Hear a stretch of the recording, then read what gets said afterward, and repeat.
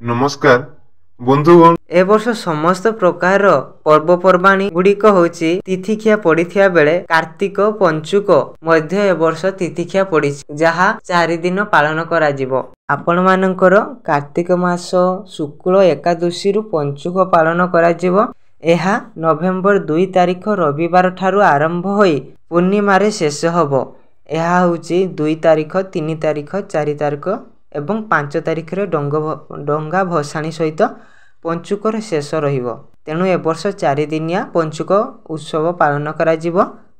आपण मानकर एकादशी होची 2 दिनिया पडुची 1 तारिख एवं 2 तारिख माने शनिवार एवं रविवार, किंतु होची हमरो खड़ी रत्न पंजिका किंबा पूरी रीतिनीति अनुजाई आपणकर रविवार ठारू आरंभ हेबो पंचुकर प्रथम दिन। आपण माने किंतु शनिवार ठारू पालन करि परिबे।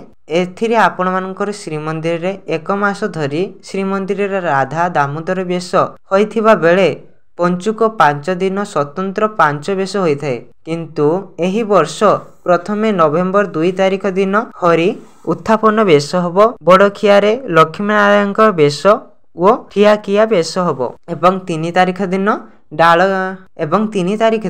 डालिकिया बेश होबो। 4 तारिख दिन आपणकर हरि लक्ष्मी नरसिंह बेश होबो। एहा परे 5 तारिख दिन राजाधिराज बा सुना बेश आपणकर अनुष्ठित होबो श्रीमंदिर रे।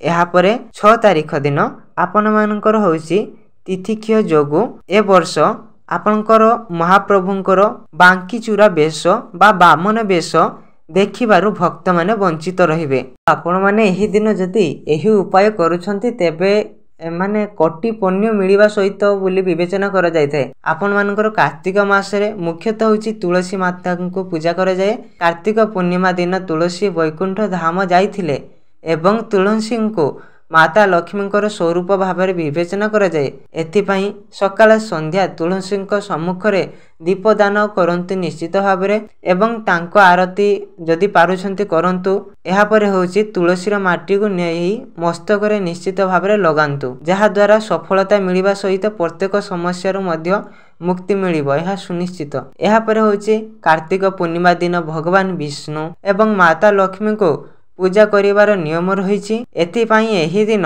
सत्यनारायण कथा, विष्णु पुराण, विष्णु सहस्र नाम किंबा कनकधारा स्तोत्र पाठ करिबा उचित। एहा सहित भगवान विष्णु एवं माता लक्ष्मी को हालुआ, खीरी, फेणई, सिंघड़ा आदि भोग लगांतु। एभली करिबा द्वारा सेमानकर आशीर्वाद प्राप्त होइथाय एवं धन संबंधी समस्या गुड़िक शेष हो जाए।